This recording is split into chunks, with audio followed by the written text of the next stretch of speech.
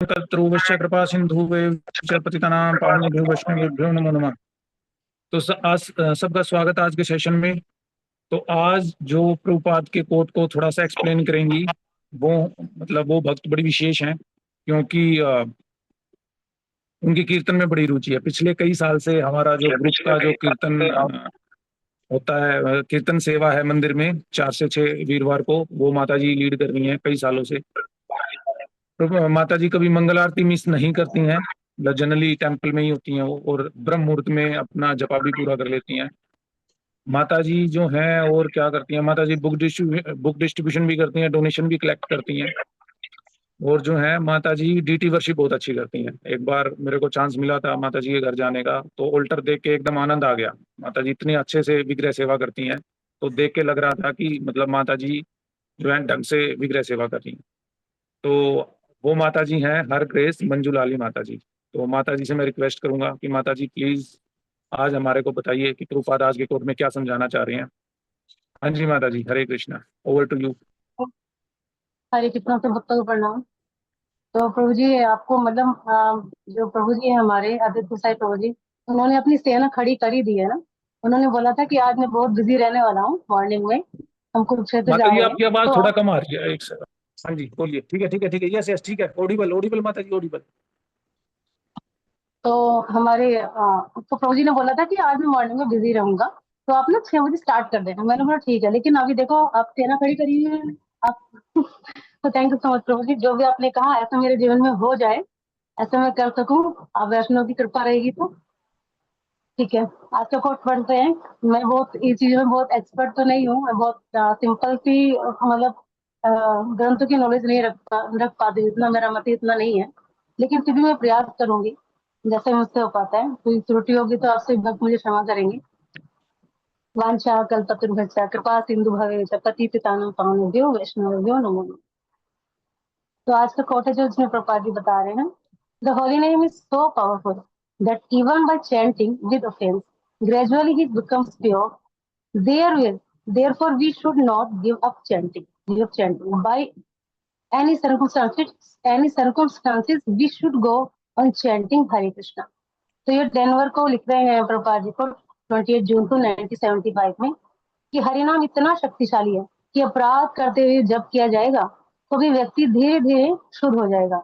इसलिए हमें जप नहीं छोड़ना चाहिए, हर परिस्थिति में हमें कृष्ण का जप करना चाहिए। जैसे कि अभी भी हम बैठे हुए हैं, तो पहले हम जैसे सोते रहते थे। आप सब जानते हैं कि पहले की हमारी स्थिति कैसी थी। आज थोड़ी स्थिति हम सही समझ सकते हैं कि थोड़ी सी ठीक है कि आज हम ब्रह्म मुहूर्त में उठ पा रहे हैं, भक्तों के साथ जप जप कर पा रहे हैं, और ये निरंतर रहे ऐसा प्रयास भी कर रहे हैं। हम सभी अपने अपने लेवल पर सभी प्रयास कर रहे हैं। तो इसमें प्रभुपाद जी यही बता रहे हैं कि हरिनाम इतना शक्तिशाली है। जैसे हम ये अब अगर हम हरिनाम ले रहे हैं तो इसमें हमारा कई बार मन नहीं लगता, कई बार लगता ही नहीं, मेरा तो जैसे लगता ही नहीं, कभी मन नहीं लगता, सदैव इधर उधर भटकता ही रहता है। मतलब जो बातें जीवन में है नहीं वो भी सामने आ रही होती है, जो होने नहीं भी शायद वो भी सामने आ रही होती है। तो इस तरह की स्थिति जब करते टाइम रहती है। तो यहाँ पे ये बताया जा रहा है कि जीवन की परिस्थिति चाहे जैसी भी हो, हमें जब नहीं छोड़ना चाहिए। जैसे एक श्लोक है इसमें श्रीमद् भागवतम का 1.114 श्लोक नंबर 14, आपन्नम संस्कृति घोरम येना विवशो गृण तत्सदो विमुच्येता यदि स्वयं भयम। तो इसमें बोले जो मनुष्य जन्म मृत्यु रूपी घोर संसार माया के बंधन में फंस गया हो, वह यदि अनजाने में या विवश होकर भी भगवान के पवित्र नाम का उच्चारण करता है तो वह तुरंत सभी बंधनों से मुक्त हो जाता है। तो भगवान बता रहे हैं कि चाहे वो अगर पवित्र नाम को उच्चारण करे तो वो तभी भव बंधन से ऑटोमेटिकली मुक्त हो जाएगा, क्योंकि भगवान की जो नाम में इतनी अपार शक्ति है। जो हमारे सभी जैसे हमारे हृदय के जो कल्मश है, हमारी मति दूषित है, हमारे विचार दूषित है। आज जैसे हमारी स्थिति कैसी है, कल कैसी होगी, जैसे हम शरीर की भी कहें कि यार अगर आज हमारी स्थिति शरीर ऐसा अगर ठीक है तो कल शायद ठीक ना रहे। आज हम बोल पा रहे हैं, कल शायद बोल ना पाए। आज हम सुन पा रहे हैं तो कल शायद सुन ना पाए। तो हमारे शरीर की भी जाने कैसी कैसी स्थितियां होने वाली है या हो रही है।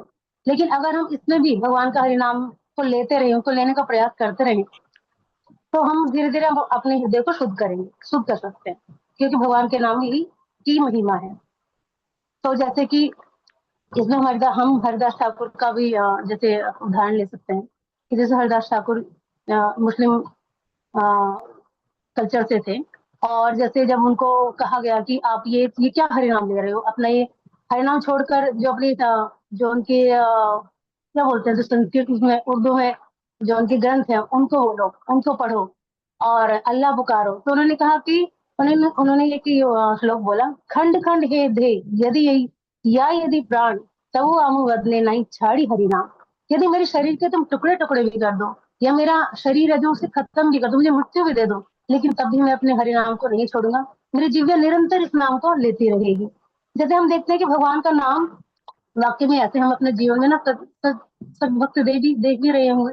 जैसे अगर हम भगवान के नाम को ऐसे भी लेना, हे कृष्ण, हे यशोदानंदन, हे देवकी नंदन, हे नंद के नंदन, हे वसुदेव नंदन, हे पतित पावन, हे दीन दयाल, हे दीन बंधु, हे यशोदानंदन, हाँ, जैसे हे कालिया का वध करने वाले, हे गोपियों का चीरहरण करने वाले, हाँ, हे त्रिभंग, हे मुरलीधर। तो हम अगर भगवान के अनंत नाम मिले, हे चरण कमल कृष्ण, हे शीश मुकुट मोर पंख धारण करने वाले कृष्ण, हे कमल नयन, हे मुख कमल, हे गिरधारी, कितने नाम, अनंत नाम भगवान के। अगर हम ये भी ले तो आप देखेंगे कि नाम लेने मात्र से हमारे हृदय में जैसे ऐसा लगे कि पता नहीं कितना हम रो लें, हम भगवान का नाम ही ले रहे हैं, लेकिन इस नाम से क्या हो रहा है, हमारा हृदय शुद्ध हो रहा है, हमारा हृदय पवित्र हो रहा है।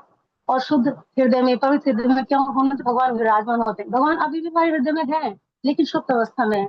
हम उनको ना महसूस कर पा रहे हैं, ना जान पा रहे हैं, लेकिन भगवान के नाम से, भगवान का नाम एक ऐसा है जो हमें शुद्ध भी करेगा, भगवान का स्मरण भी कराएगा, भगवान की लीलाओं का स्मरण भी कराएगा, और उनकी लीलाओं का, उनके ग्रंथों का, उनके जितने भगवान ने इतनी लीलाएं करी, आप देखते हैं भगवान के दर्शन भी हम नाम के द्वारा ही कर सकते हैं। जब हम अपने हृदय को पवित्र करेंगे, अपनी जिह्वा से निरंतर भगवान का नाम लेंगे, हमारा हृदय पवित्र होगा, तो भगवान का नाम भी ले सकते हैं अच्छे से, शुद्धता से, और उनका स्मरण भी कर सकते हैं, उनका दर्शन भी कर सकते हैं, साक्षात हम उनसे मिल भी सकते हैं, हम बात भी कर सकते हैं। हमने बहुत सारे ऐसे लीलाओं में सुना है कि जिन्होंने साक्षात भगवान के सिर्फ दर्शन करे, उन्होंने जिनका नाम लिया है। जैसे एक ये बहुत ही जो श्री चैतन्य महाप्रभु का शिक्षा अष्टकम है, उसमें बोलते हैं, चेतो दर्पणम मार्जनम भव महादाग्नि निर्वापणम श्रेया केरव चंद्रिका वितरणम विद्यावधु जीवनम आनंदाबुधि वर्धनम। अभी आप लोग भक्त गाने बोल भी नहीं पा रही मैं। आनंदाबुधि वर्धनम प्रतिपदं पूर्णामृतास्वादनं सर्वात्मनं परं परं विजयते श्री कृष्ण संकीर्तनम। तो ये क्या कह रहे हैं, चैतन्य महाप्रभु बोल रहे हैं कि जैसे जो हमारा चित्त है उसका मार्जन होगा, कैसे, भगवान का नाम लेने से हमारे हृदय का मार्जन होगा। जो हमारे हृदय का जो दर्पण है वो शुद्ध होगा, वो साफ होगा। कैसे, भगवान का निरंतर नाम लेने से साफ होगा। जो उसमें इतने दिन, इतने सालों से, इतने जन्मों से जो धूल बैठी हुई है, वो भगवान के नाम लेने से साफ हो। तो जैसे मेरे को इसमें कथा याद आई थी, अभी भूल रही हूँ मैं। जैसे हम ये वाला श्लोक भी ले सकते हैं, हरे नाम हरे नाम हरे नाम केवलम कलो नास्ते नास्ते नास्ते गतिरनंत। कि कहे और दिखावे के इस युग में उद्धार का एकमात्र साधन भगवान का पवित्र नाम है, नाम का कीर्तन करना। इसके अतिरिक्त और कुछ नहीं है, कुछ नहीं है, कुछ भी नहीं है। और जैसे एक श्लोक है जो अपने श्रीमद् भागवतम का अंतिम श्लोक है, नाम संकीर्तनम यस्य सर्व पापनाशनम। तो जो नाम, भगवान का जो नाम है, उसका संकीर्तन करने से सभी पापों का नाश होता है। जैसे हम संकीर्तन करते हैं, तो जैसे हम क्यों करते हैं वो संकीर्तन, कि जो भक्त, जो अनजान लोग, जो ये नहीं जानते भगवान कौन है, कहाँ है, कैसे हैं, वो अगर हम उन संकीर्तन के माध्यम से, अगर हम रोड पे जाते हैं, ये अलग अलग देशों में, गाँव में जाते हैं, मार्केटों में जाते हैं, तो क्या होता है, जो भगवान का नाम सुन के वो कैसे भी दिखा रही है, शोर क्या हो रहा है, कैसे शोर है, देखो चलो बाहर देखते हैं, तो क्या होता है, जाने अनजाने में क्या कर रहे हो, भगवान का नाम उनके कानों में पड़ रहा है। तो कभी ना ऐसी तरीके से जब भगवान का नाम वो देखेंगे, अरे ये लोग कैसे नाच रहे हैं, झूम रहे हैं, इन्हें क्या, ऐसे भी कुछ होता है कि मतलब किसी भी ऐसी कोई ट्यून बज रही है उसको नाचने लग जाओ, ऐसा क्या है इसमें। तो फिर उस नाम के प्रभाव से, उन भक्तों के प्रभाव से, उनको देखकर, उनको इतना खुश देखकर, इतना मग्न देखकर नाम में, तो क्या करेंगे, उनसे पूछेंगे कहाँ से आई हो, कौन हो, अच्छा ये हरे कृष्ण वाले हैं, तो कभी मंदिर आएंगे। ऐसे करते करते वो धीरे धीरे सबको देखेंगे तो प्रभावित होंगे और वो जुड़ेंगे। तो भगवान का नाम संकीर्तन कीर्तन करने का यही लाभ है कि जो लोग मंदिर में नहीं आ पा रहे हैं, वो संकीर्तन के माध्यम से उनके कानों में भगवान का नाम बढ़े, उनका हृदय शुद्ध हो, उनके हृदय में यह चेतना जागृत हो कि मैं कौन हूँ, कहाँ हूँ, मैं क्या कर रहा हूँ, मैं इतना सुख में हूँ, फिर भी शायद मुझे ऐसा लग रहा है कि मैं सुख में नहीं हूँ, कि मेरे साथ क्या हो रहा है। तो ऐसी स्थिति को जानकर, अपनी को थोड़ी बहुत जानकर, वो शायद आगे बढ़े, मंदिर में जाए। तो यही संकीर्तन करने का एक हमारा तात्पर्य होता है कि गोपाल जी ने संकीर्तन हमारे लिए निकाला। तो आगे क्या है, तो जैसे कि विषम परिस्थिति में हम किसको ले सकते हैं, प्रहलाद महाराज जी को भी ले सकते हैं। जैसे प्रहलाद महाराज जी को आप सभी जानते हैं, उनका चरित्र, उनको उनके पिता ने ही कितने कष्ट दिए, है ना। उनको पहाड़ से गिराया, उन्हें अग्नि में जलाया, फोड़ों से पीटा, मतलब कितने उनको कष्ट दिए, लेकिन उन्होंने, प्रहलाद महाराज ने कभी भी भगवान का नाम नहीं छोड़ा। उनको विश्वास, उनकी जो श्रद्धा थी, जो दृढ़ता थी, वो नहीं छोड़ी। और जैसे मीराबाई को भी हम जान सकते हैं कि जब वो अपने ससुराल में गई, तो उन्होंने देखा कि सब उनको देखकर कि अरे ये कैसा इसने रूप धारण किया है, ये क्या है, कौन है ये, ऐसे कैसे, हमारी इज्जत, हमारी क्या कोई इज्जत नहीं है, इस तरह से रह रही है क्या, हरदम ये नाम नाम पुकारती रहती है, किसका ही गुणगान करती रहती है, तो इस तरह से हमारी बदनामी होगी।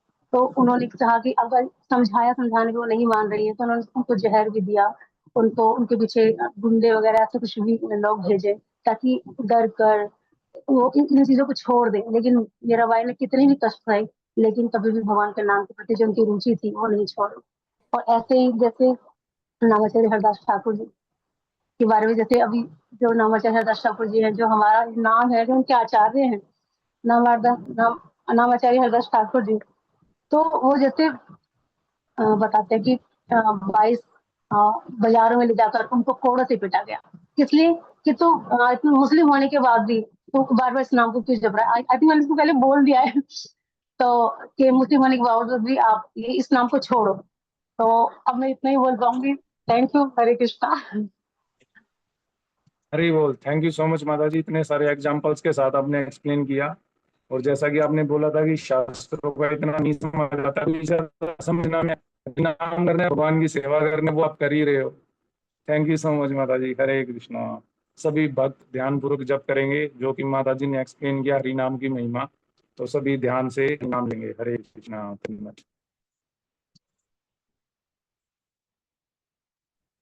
मैं थोड़ा सा कहना चाहूंगी, कभी सभी वक्त मेरे लिए थोड़ी सी प्रेयर भी करें, ताकि मैं ग्रंथों को समझ सकूं।